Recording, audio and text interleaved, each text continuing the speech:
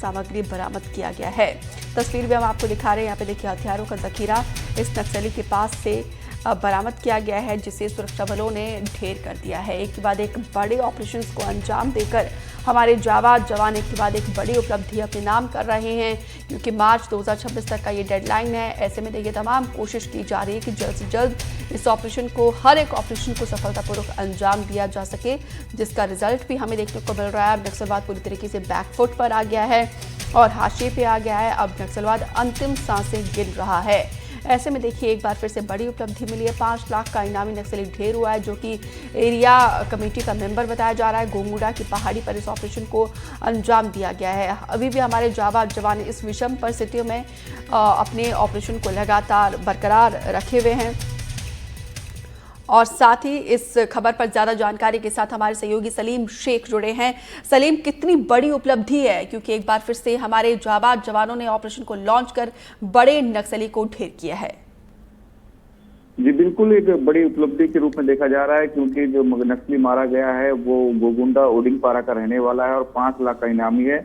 और इसका जो पद था वो एरिया कमेटी मेंबर है। एरिया कमेटी मेंबर नक्सल संगठन में बेहद अहम पद माना जाता है, क्योंकि गांव में रहकर नक्सल संगठन और ग्रामीणों के बीच में ये एक सेतु का निर्माण करते हैं, सेतु संबंध बनाते हैं। ग्रामीणों को बरगलाकर सरकार के खिलाफ उन्हें संगठन में शामिल करते हैं। तो इस तरह के जो कार्य है ये एसीएम मेंबर को दिया जाता है, और इसी एसीएम मेंबर को सुरक्षा बलों ने मार गिराया है।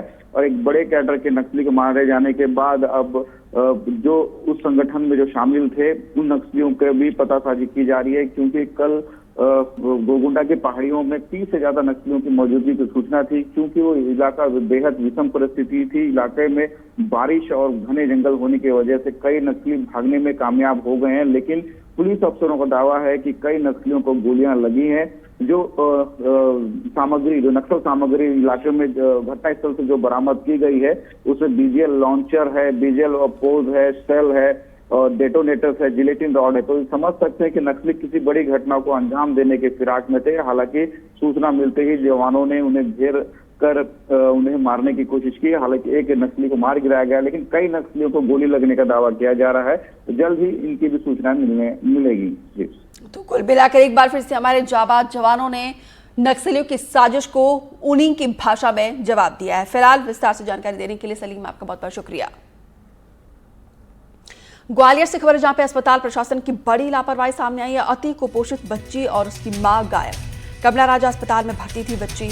सुबह 8 बजे से मां बेटी का पता नहीं है। बच्ची को भीतरवार एनआरसी से रेफर किया गया था। ग्वालियर में कमला राजा अस्पताल प्रशासन की बहुत बड़ी लापरवाही सामने आई। यहाँ पे भर्ती अति कुपोषित बच्ची और उसकी मां गायब हो गई है।